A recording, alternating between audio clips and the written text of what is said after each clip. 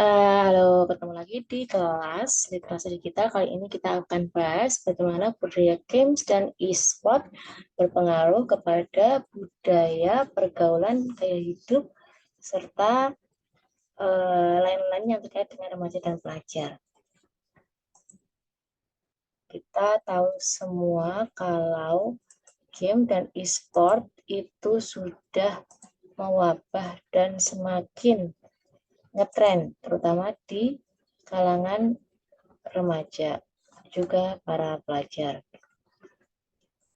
Nah, sebelumnya perkenalkan saya Dianafi, CEO Haswa Publishing dan Haswa Institute, writerpreneur menulis 60 judul buku dan 140-an buku di 20 negara di Indonesia.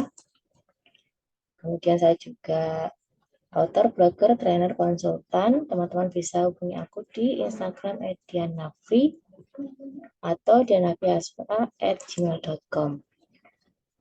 Kita tahu bahwa akhir-akhir ini pengaruh budaya game dan e-sport semakin terasa, terutama pada anak muda dan remaja. Kita tahu e-sport itu adalah tipe sport yang menggunakan peralatan elektronik seperti mobile phone, komputer, PC, game konsol, PlayStation, dan lain-lain. Pengaruhnya pada apa? Pada cara bergaul, ya. Kemudian cara berinteraksi dengan orang lain. Terus juga berpengaruh pada gaya hidup, karena anak-anak sekarang cenderung menghabiskan waktu di depan komputer dan ponsel daripada berinteraksi langsung dengan orang lain. Lalu pengaruh adanya komunitas game dan e-sport. Ada banyak komunitas dan kelompok yang berkumpul dan berinteraksi di dunia maya, membawa para remaja yang bersama-sama memiliki minat yang sama mendukung kemampuan siswa mereka dalam konteks tertentu. Lalu pengaruh pada pendidikan dan karir, karena saat ini bahkan e-sport menjadi salah satu bidang yang dipilih oleh para remaja untuk pendidikan dan karirnya. Ada orang yang punya cita-cita menjadi gamer, ya, karena melihat banyak gamer menarik dan seru. Kemudian ada perubahan nilai, karena beberapa nilai seperti persaingan, kreativitas, kerjasama, interaksi sosial, penghargaan terhadap olahraga, dan lain-lain juga mempengaruhi perubahan nilai terhadap budaya remaja. Nah, penting bagi remaja untuk tetap mempertahankan keseimbangan dalam kehidupan serta memilih aktivitas yang sesuai dengan nilai dan kebutuhannya. Sekarang, bagaimana cara kita memanfaatkan e-sport dan games ini untuk hal-hal yang positif, ya. Yang pertama, kita manfaatkan untuk mengembangkan keterampilan seperti kreativitas, keterampilan strategi, pemecahan masalah, kemampuan berpikir kritis. Yang ini akan berguna untuk prestasi akademik maupun karir di masa depan. Lalu juga penting untuk memanfaatkan budaya games dan e-sport ini demi meningkatkan kerjasama. Karena di dalam game dan e-sport itu ada pelajaran untuk bisa berkomunikasi, belajar komunikasi, belajar bekerja sama, dan membangun hubungan sehat dengan teman-teman sesama gamer. Nah, ini antara lain budaya games dan e-sport, ya, karena ada banyak beragam orang yang ikut main game. Jadi bisa menerima perbedaan, terbuka untuk semua berbagai pengalaman dan keahlian, memberi kesempatan pada semua orang, sehingga inklusivitas ini ada dan terwujud. Lalu ada keterlibatan tinggi, engagement, karena terjadi diskusi di forum-forum maupun turnamen-turnamen dan lomba-lomba. Kemudian, games dan e-sport ini juga perlu pada teknologi inovasi, baik software maupun hardware-nya. Kadang-kadang dalam sebuah kelompok dan tim, karena artinya sering mendukung, bisa mengasah rasa persaudaraan dan solidaritas. Kemudian, ada pelajaran untuk berkompetisi sehat, fair play, ya, dan menjaga integritas untuk tidak melakukan kecurangan, ya. Kemudian mengakui bahwa temannya menjadi juara. Kemudian ada coping stress ketika mengalami kekalahan, dia bisa melewatinya dengan baik. Lalu ada kreativitas tinggi karena di sana ada konten, memikirkan strategi, kadang memodifikasi game, dan berbagi konten-konten tersebut. Lalu ada pengakuan dan penghargaan ketika ikut lomba atau turnamen. Jadi bisa berupa uang, hadiah, reputasi, dan pengakuan. Lanjut. Nah, kita juga perlu menjaga keseimbangan. Ya, ada jadwal seimbang antara aktivitas game, aktivitas fisik, pendidikan, sosialisasi dengan teman-teman, dan lain-lain. Cara mengatasi ketagihan game dan kurangnya aktivitas fisik karena itu bisa berdampak pada kesehatan fisik dan mental, maka kita perlu membuat jadwal, ya. Kemudian menjaga keseimbangan antara aktivitas online dan offline, membuat tujuan yang jelas. Lalu jaga kesehatan fisik, ambil jeda, batasi waktu bermain, kemudian bermain dengan teman, jaga keseimbangan mental, dan cari bantuan profesional. Kemudian lanjut kita memanfaatkan game itu untuk mengembangkan karir di masa depan dengan cara belajar desain game, belajar manajemen acara, turnamen, lomba, belajar pemasaran e-sport, dan lain-lain. Ya. Kemudian meningkatkan kreativitas. Tapi ya Pak, kemarin kan kelihatannya terus sudah ada yang lihat kok. Waktu saya ketemu isinya Pak Esan, terus sudah ada yang lihat situ kok. Meningkatkan kreativitas karena game bisa sebagai sumber ide dan inspirasi untuk membuat karya seni seperti ilustrasi, animasi, desain grafis. Jadi kita tidak hanya bermain game sebagai kesenangan, tapi mengambil pelajaran untuk mengasah kreativitas kita. Dan kita bukan sekedar konsumen, tetapi juga bisa menjadi produsen serta kreator. Antara lain dengan membuat konten, misalnya walkthrough game, bikin review game, bikin tutorial game, lalu membuat game sendiri, makanya perlu belajar pemrograman, bikin di STEM, di itch.io, kemudian jadi caster atau komentator, ditayangkan di Twitch, ya. Kemudian belajar jadi coach atau mentor yang membantu mensupport para pemain baru misalnya. Lalu bisa menjadi penulis jurnalis yang menulis ulasan, berita, liputan, turnamen games, dan e-sport. Dan juga bisa menjadi seorang gamer yang profesional sehingga mendapat uang dan penghargaan. Nah, ini cara kita memanfaatkan potensi budaya game e-sport untuk hal positif tadi itu apa? Meningkatkan keterampilan, meningkatkan kerjasama, menjaga keseimbangan, mengembangkan karir, lalu meningkatkan kreativitas. Terus bagaimana caranya supaya game dan e-sport jadi sumber inspirasi dan kreativitas, ya? Contohnya kayak gimana? Nah, misalnya kita pakai game itu sebagai sumber inspirasi kita membuat desain karakter dan lingkungan, bikin cerita dan skenario, pemodelan 3D dan animasi, lalu bikin musik dan soundtrack, serta manajemen acara. Nih, melalui desain karakter dan lingkungan, kita bisa bikin karakter yang detail dan realistis, ya. Contohnya kayak di game apa? Overwatch, Dota 2, ya. Lalu bisa ada beragam gaya, warna, dan tone. Ya.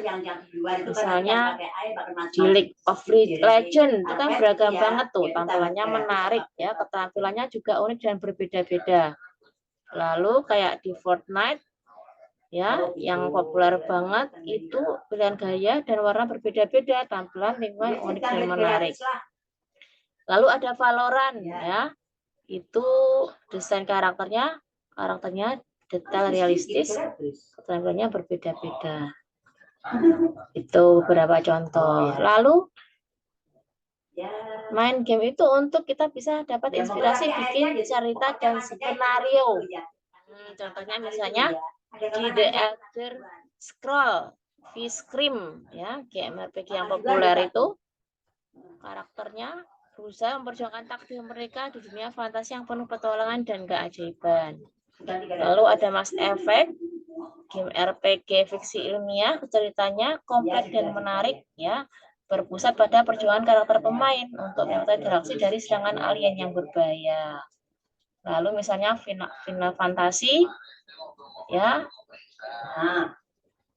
Dalam game ini kita mengikuti petualangan karakter pemain Outstrife yang berusaha menghentikan perusahaan Jazeera dan menyelamatkan dunia dari ancaman yang akan datang. Lalu game Last of Us misalnya itu game action adventure post apokaliptik yang ceritanya sangat emosional dan mendalam, berfokus pada Joel, penyelundup, dan Ellie, seorang gadis muda dalam upaya bertahan hidup di dunia yang penuh dengan zombie. Lalu contohnya ada BioShock ya, game shooter yang ceritanya menarik, berlatar di kota bawah laut fiksi. Kemudian ada petualangan Jack yang berusaha dari Rapture dan mengungkap rahasia gelap yang tersembunyi di dalamnya. Nah, ini contoh-contoh game ini bisa jadi inspirasi kita bikin cerita dan skenario kita sendiri. Lalu game juga bisa jadi inspirasi dalam kita membuat pemodelan 3D dan animasi. Ya, misalnya di Fortnite itu game Battle Royale ya, animasinya sangat detail dan kompleks. Kemudian gerakan karakternya juga halus dan realistis. Di Dota 2, game MOBA yang punya animasi sangat detail kompleks, ada efek-efek ya, dan animasi lingkungannya yang menarik. Di Overwatch misalnya, karakter-karakternya unik berwarna-warni, animasinya sangat detail, banyak efek visual yang menarik. Lalu di League of Legends misalnya, animasinya detail menarik ya, ada gerakan karakter, efek keterampilan, dan lain-lain. Lalu di World of Warcraft, game MMORPG juga banyak efek visual menarik, ada animasi karakter yang kompleks dan halus ya. Ini jadi inspirasi kita dalam membuat seni animasi dan desain 3D. Nah, lanjut, bisa juga kita main game itu untuk dapat inspirasi musik dan soundtracknya. Misalnya di League of Legends ya, itu ada lagu yang ditulis oleh Alex Silver dan Justin Tranter. Lalu di Dota 2, lagu temanya itu menciptakan suasana misterius dan magis. Lalu di Fortnite ada The End Is Near, itu menciptakan suasana epic yang menegangkan dengan menggunakan musik orkestra yang intens. Di Overwatch ada Victory Team, menciptakan suasana kemenangan dan kebanggaan. Lalu game Super Smash Bros ya, Ultimate, lagunya menciptakan suasana epic menyemangati dengan menggunakan musik ekstrasa dan vokal yang kuat. Nih, lanjut, inspirasi apa lagi yang bisa didapat? Nah, kita bisa belajar bikin manajemen acara dan olahraga. Misalnya turnamen e-sport itu kan ada perencanaan, persiapan arena, jadwal pertandingan, manajemen tim, yang bahkan bisa menarik sponsor dan hadiah besar seperti turnamen olahraga tradisional. Lalu ada pelajaran kita bagaimana manajemen tim, seperti perekrutan pemain, latihan, persiapan sebelum pertandingan, manajemen keuangan, dan administrasi. Bahkan kita juga bisa bikin pengembangan produk seperti game baru, perangkat keras khusus, aksesoris, lalu belajar manajemen proyek, pemasaran, dan juga belajar siaran dan penyiaran ya. Kita bisa belajar penjualan iklan, penayangan langsung, live streaming, dan atau on demand ya. Ini adalah beberapa hal yang kita bisa dapatkan dari games dan e-sport.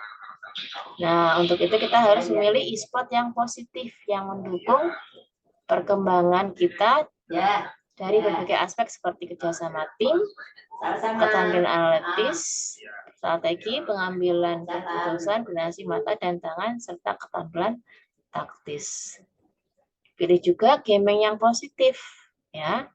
Tujuannya juga supaya kita mendapatkan keterampilan-keterampilan yang berguna untuk akademik maupun karir kita. Ini beberapa contohnya. Nah, sebagai penutup adalah kenali potensi supaya games dan e-sport ini bisa mendukung perkembangan kita. Kemudian jaga keseimbangan, artinya tidak bermain dengan berlebihan, serta tetap menjaga supaya waktu dan energi kita digunakan pada prioritas tugas kita sebagai pelajar. Demikian, semoga kita bisa menggunakan games dan e-sport ini untuk memperoleh manfaat yang besar untuk kehidupan. Terima kasih.